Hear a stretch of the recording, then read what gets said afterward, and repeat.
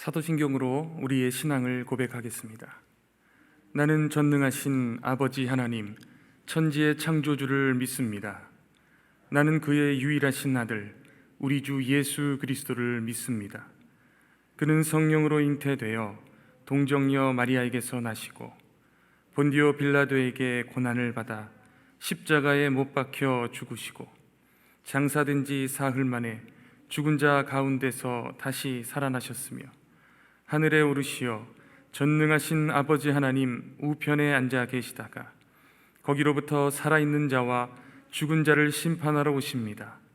나는 성령을 믿으며 거룩한 공교회와 성도의 교제와 죄를 용서받는 것과 몸의 부활과 영생을 믿습니다.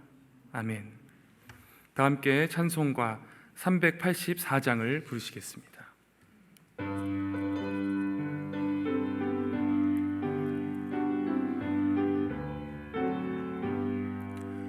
나의 갈 길 다가도록 예수 인도하시니 내 주 안에 있는 긍휼 어찌 의심하리요. 믿음으로 사는 자는 하늘 위로 받겠네. 무슨 일을 만나든지 만사형통하리라. 무슨 일을 만나든지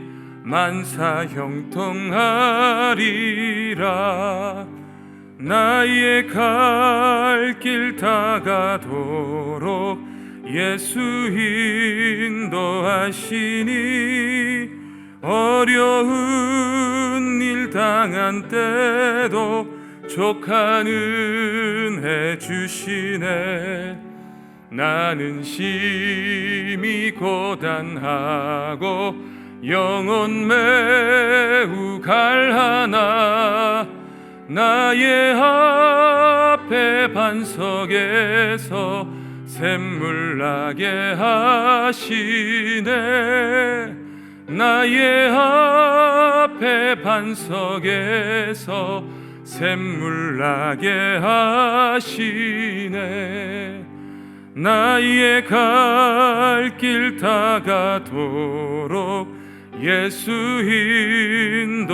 인도하시니 그의 사랑 어찌 큰지 말로 할 수 없도다. 성령 감화 받은 영혼 하늘 날아갈 때에 영영 부를 나의 찬송 예수 인도하셨네. 영영 부를 나의 찬송 예수 인도하셨네. 아멘. 이 시간 우리에게 주시는 하나님의 말씀은 구약성경 여호수아 4장 19절에서 24절까지의 말씀입니다. 여호수아 4장 19절에서 24절까지의 말씀을 제가 봉독하겠습니다. 첫째 달 10일에 백성이 요단에서 올라와 여리고 동쪽 경계 길갈에 진침해 여호수아가 요단에서 가져온 그 12돌을 길갈에 세우고 이스라엘 자손들에게 말하여 이르되 후일에 너희의 자손들이 그들의 아버지에게 묻기를 이 돌들은 무슨 뜻이니까 하거든 너희는 너희의 자손들에게 알게 하여 이르기를 이스라엘이 마른 땅을 밟고 이 요단을 건넜습니다. 너희의 하나님 여호와께서 요단물을 너희 앞에서 마르게 하사 너희를 건너게 하신 것이 너희의 하나님 여호와께서 우리 앞에 홍해를 말리시고 우리를 건너게 하심과 같았나니 이는 땅의 모든 백성에게 여호와의 손이 강하신 것을 알게 하며 너희가 너희의 하나님 여호와를 항상 경외하게 하려 하심이라 하라. 아멘. 하나님께서는 모세를 이어갈 새로운 지도자를 부르셨습니다. 바로 여호수아입니다.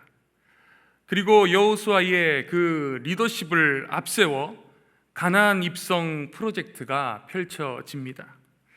드디어 그렇게 바라고 또 원했던 가나안 땅을 눈앞에 둔 이스라엘 백성들, 그들은 요단강 앞에서 지금 잠잠히 하나님의 명령을 기다립니다. 요단강 건너기를 잠잠히 기다리는 그 이스라엘 백성들의 모습을 보니 이 모습은 과거에 출애굽 당시 홍해를 건너야 했던 그 이스라엘의 백성들의 모습을 떠오르게 합니다. 홍해와 요단강입니다. 장애물의 이름은 달라졌지만 그 본질은 분명 같을 것입니다. 홍해와 요단강 중에 어느 것이 더 건너기 어려운 장애물일까? 더 건너기 어려운 장애물일까? 답을 내리기가 무척이나 어렵습니다. 그 이유는 장애물의 무게가 어느 정도인지로 답을 내릴 수 있는 그러한 문제가 아니기 때문입니다. 장애물의 무게가 무거워도 견디는 사람이 있는가 하면 장애물의 무게가 더 가벼워도 실패하는 사람들이 얼마든지 있을 수 있기 때문입니다.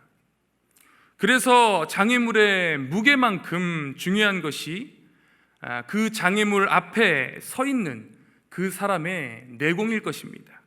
이것이 중요한 것입니다.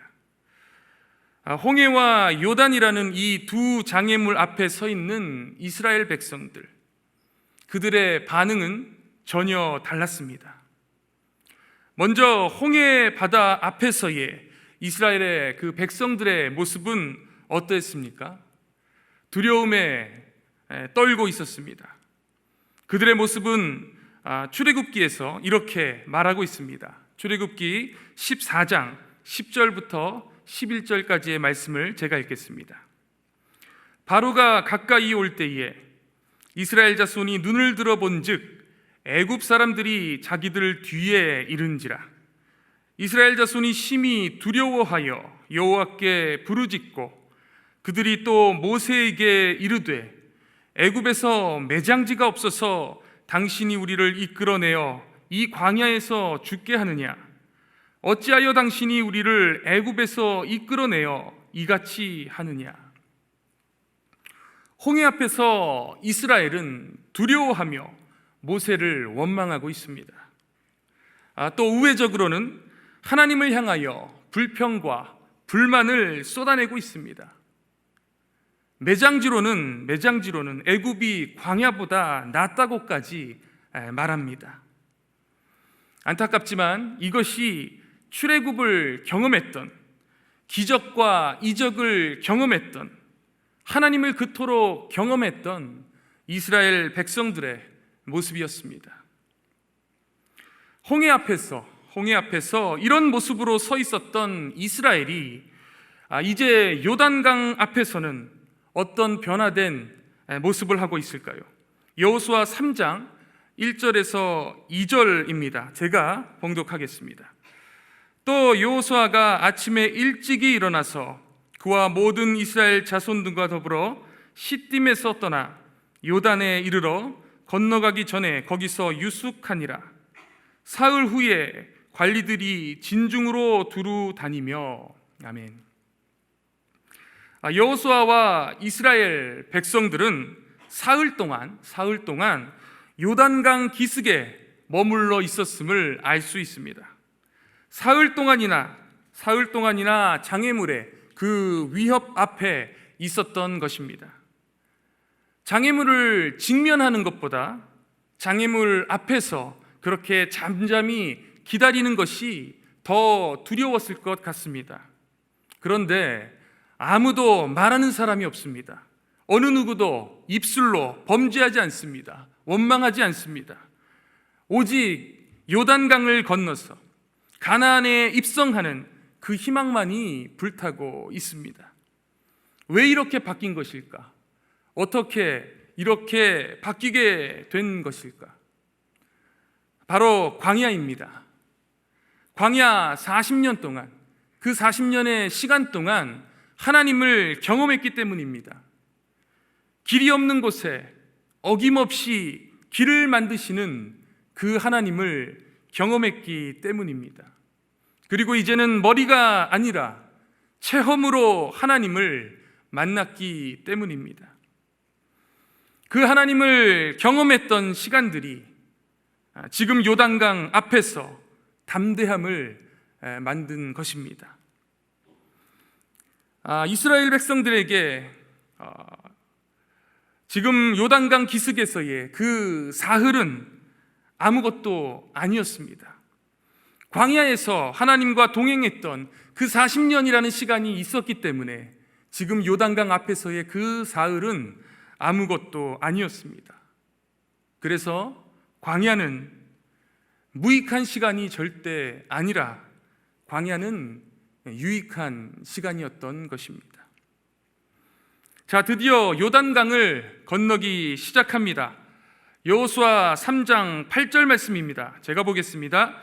너는 언약궤를 맨 제사장들에게 명령하여 이르기를 너희가 요단 물가에 이르거든 요단에 들어서게 하라.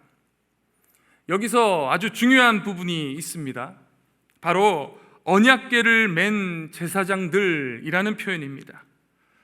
하나님께서는 언약궤를 먼저 들어서게 하십니다. 언약궤는 하나님의 임재를 상징하는 것이지요. 앞서 행하시고 그렇게 인도하시는 분이 하나님이라는 그 사실을 이스라엘 백성들에게 보이시고 그리고 기억하게 하십니다. 우리가 사는 지금 이 세상은요, 선두에 선 사람들에게 집중하는 그러한 세상인 것 같습니다. 그래서 요즘 교육의 핵심은 먼저입니다. 먼저 해야 되고 빨리 해야 되고 앞서서 해야 되고 앞에서 해야 되는 것이 요즘 교육의 핵심인 것 같습니다. 이러한 세상의 가치관 속에서 하나님께서는 오늘 우리에게 말씀하십니다. 내가 앞서가리라. 내가 앞서가리라. 이 하나님의 진리를 이스라엘 백성들에게 하나님께서는 보여주고 계십니다. 자, 이제 언약궤를 맨 제사장들의 발이 요단강에 닿았습니다. 그러자 요단강의 땅이 마르고 마른 땅으로 이스라엘 백성들은 건너갑니다. 이스라엘 백성들은 경험했습니다. 마른 땅을 만드신 하나님을 경험했습니다. 길을 만드신 하나님을 경험한 이스라엘 백성들입니다.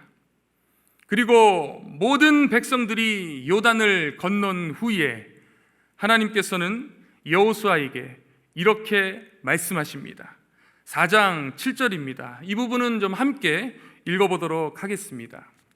그들에게 이르기를 요단물이 여호와의 언약궤 앞에서 끊어졌나니 곧 언약궤가 요단을 건널 때에 요단물이 끊어졌으므로 이 돌들이 이스라엘 자손에게 영원히 기념이 되리라 하라 하니라.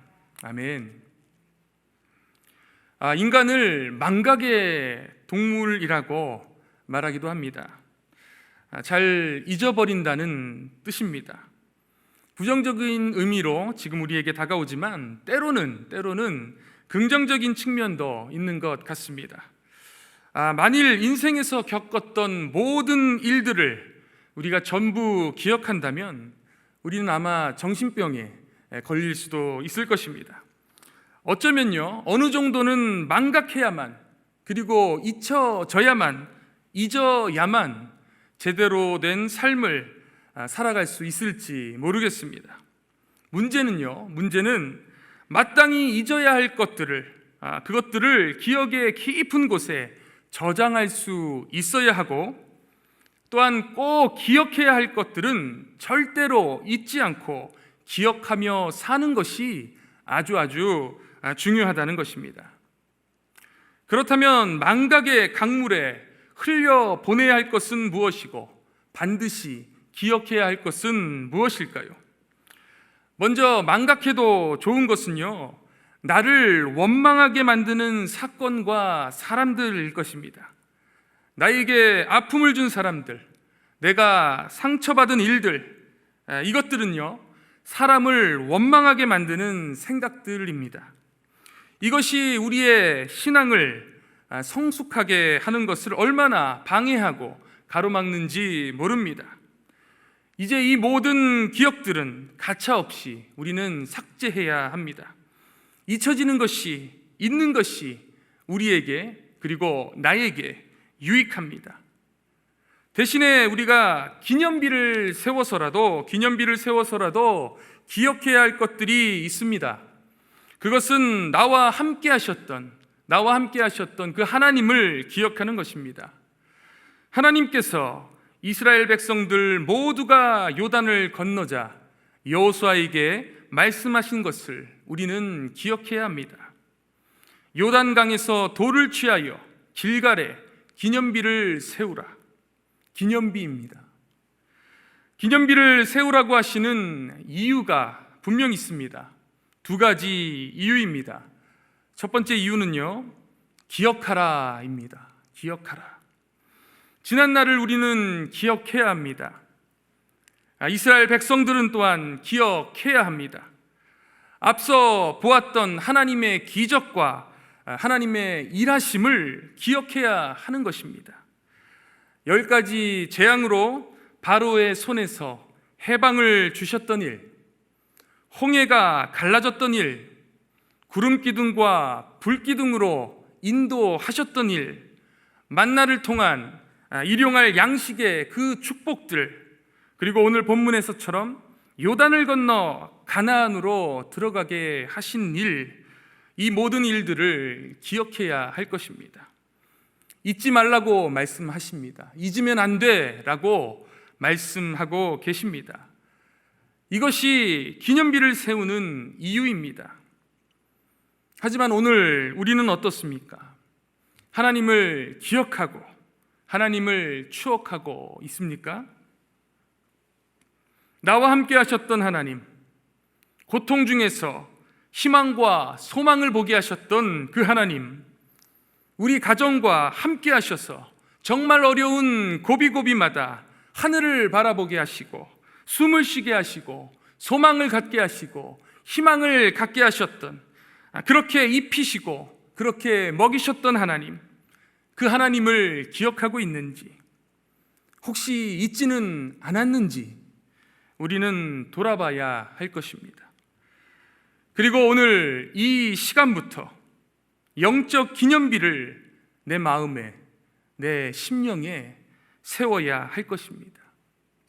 그렇게 해서라도, 기념비를 세워서라도 하나님의 그 은혜를 잊지 않아야 합니다. 그 은혜를 기억하고 살아야 합니다. 6월 첫째 주일이 우리 갈보리 교회 창립 36주년 기념주일입니다. 그래서 창립기념 음악회를 지금 제작하고 있습니다. 이번에는 찬양뿐만 아니라 또 성도님들의 인터뷰, 그리고 옛날 추억의 사진들도 좀 많이 이렇게 넣어서 제작을 하고 있습니다. 제작에 도움을 주셨던 많은 분들이 동일하게 하시는 말씀이 있었습니다.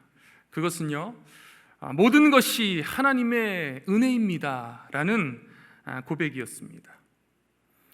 어려운 고비의 순간들, 그리고 또 IMF 때의 상황들, 이사를 가게 돼서 집이 교회와 멀어지게 되었던 상황들, 이런 상황 속에서도 끝까지 교회를 지켜주시고 성도들을 지켜주시고 더욱더 하나 되게 하시고 끝까지 예배의 자리를 지키게 하셨던 그 하나님, 그 임마누엘의 하나님이 계셨기에 오늘이 있습니다 라는 이 고백을 정말 많은 분들이 하시더라고요.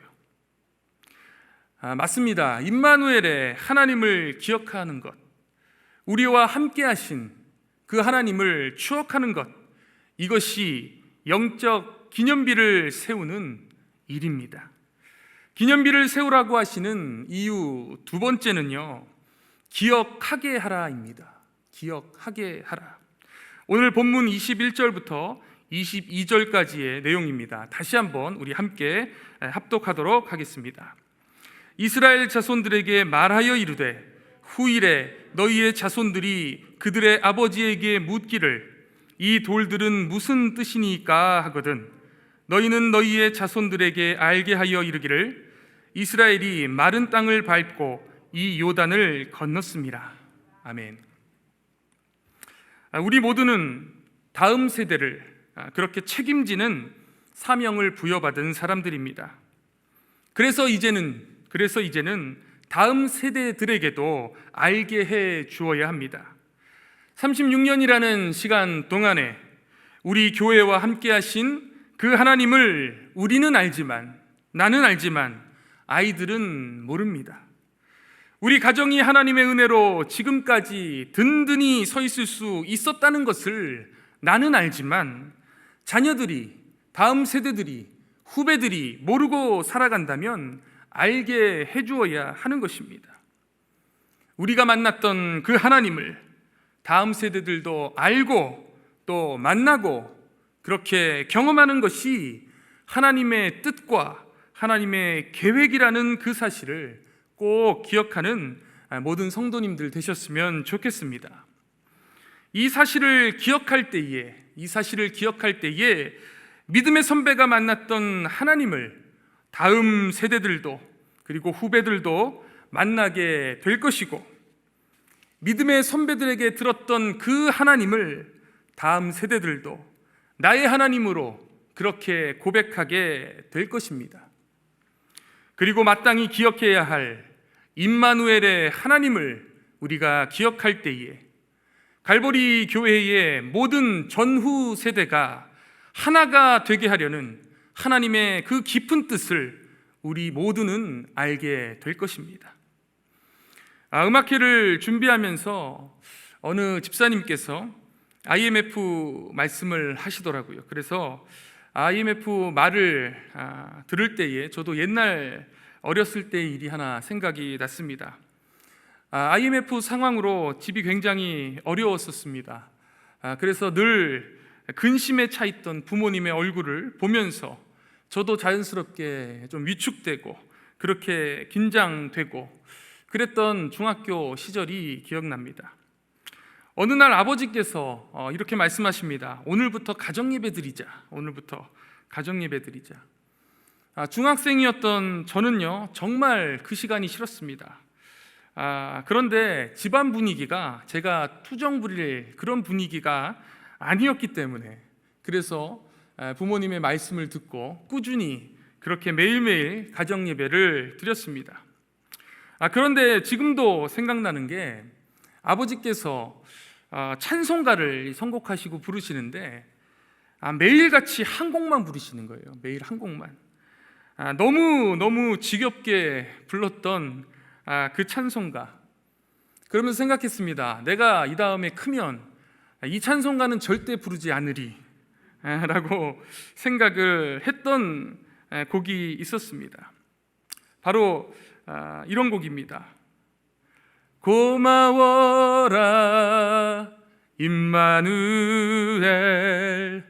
예수만 섬기는 우리 집. 고마워라 임마누엘 복되고 즐거운 하루하루. 아멘. 요즘 교육부에서요 가정예배 캠페인을 진행하고 있습니다. 저도 이제 자녀들이 있기 때문에 가정에서 예배를 드리는데 정말 신기한 일이 벌어졌습니다. 약 25년 전에 그렇게 지겹게 불렀던 이 찬송가를 제가 지금 우리 아이들에게 부르자고 말을 하고 제안하고 있더라고요. 제가 어렸을 때 그리고 참 어려울 때 드렸던 가정예배, 그리고 불렀던 이 노래는 어느새 영적 기념비가 되어서 제 가슴에, 제 심령에 그렇게 잘 세워져 있더라고요.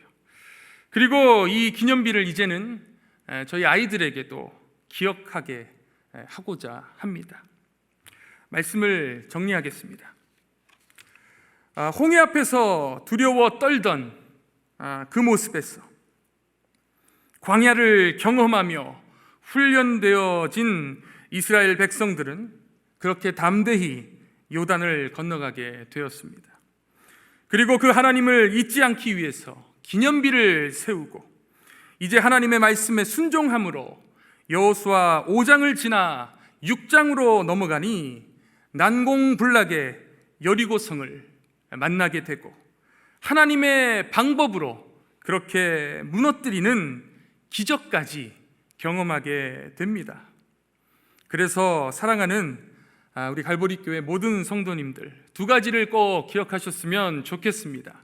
첫 번째는요, 나와 그리고 우리와 우리 가정과 그리고 우리 교회와 함께 하신 그 하나님을 기억하는 것, 이 한 가지 하고, 그리고 두 번째, 내가 기억하는 또 내가 추억하는 그 하나님을 다음 세대들에게 기억하게 하는 것, 바로 이 두 가지입니다. 지금까지 나와 그리고 우리와 함께 하신 그 하나님을 절대 잊지 않고 기억하는, 사랑하는 모든 우리 갈보리 교회 성도님들 다 되시기를 간절히 축원드립니다. 기도하겠습니다. 사랑의 하나님, 우리가 기억하기 원합니다. 그리고 기억하게 하기 원합니다. 나와 그리고 우리와 그리고 우리 교회와 함께 하셨고 지금도 함께 하시는 하나님을 기억하는 우리 모두가 되도록 인도하여 주옵소서. 그리고 그 하나님을 이제는 다음 세대들에게 기억하게 하는 우리가 되도록 인도하여 주옵소서. 예수님의 존귀하신 이름으로 기도합니다. 아멘. 하늘에 계신 우리 아버지, 아버지의 이름을 거룩하게 하시며 아버지의 나라가 오게 하시며 아버지의 뜻이 하늘에서와 같이 땅에서도 이루어지게 하소서. 오늘 우리에게 일용할 양식을 주시고 우리가 우리에게 잘못한 사람을 용서하여 준 것 같이 우리 죄를 용서하여 주시고 우리를 시험에 빠지지 않게 하시고 악에서 구하소서. 나라와 권능과 영광이 영원히 아버지의 것입니다. 아멘.